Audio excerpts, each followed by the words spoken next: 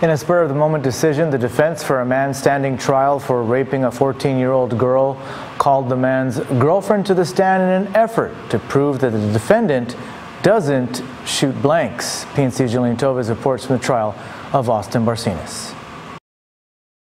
The decision to put Austin Barcenas' girlfriend on the stand stemmed from the court requesting that the defense answer how a birth certificate naming Barcenas as the father of a child is proof that he is the biological father.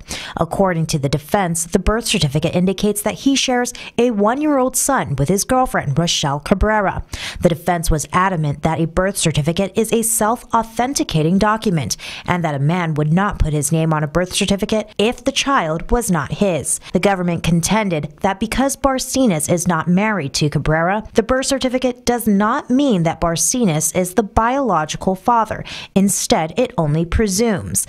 On the stand, Cabrera testified that Barcenas is without a doubt the father of her child, despite a paternity test never being conducted. But how is this relevant to the rape trial? In court, it was noted that the victim Barcenas is accused of raping had semen on her panty. However, the semen did not contain sperm. According to the defense, based on this evidence, it could be presumed that the individual who raped the victim was impotent. With this in mind, the defense contends that because Barcenas has a child, that would mean that he is not shooting blanks and therefore could not be the perpetrator. Meanwhile, the prosecution, in disagreement, continued to stress that a birth certificate is not a confirmation that he is the biological father, as no paternity test was conducted, further arguing that Barcenas was never tested to see if he is impotent. As you may recall, according to court documents, police say the victim had visited Barcenas' residence and was drugged. When the victim woke up, she complained of pain to her private parts.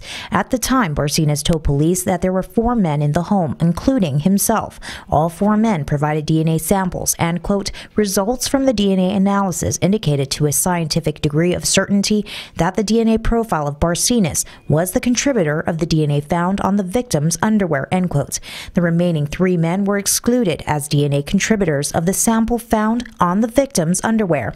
It is now up to the jury to weigh the evidence and determine if the DNA testing linking Barcenas to the rape of the 14-year-old girl is correct, or if a birth certificate and testimony from the child's mother is sufficient evidence to prove that the semen did not belong to him. Reporting for PNC News, I'm Jolene Toves.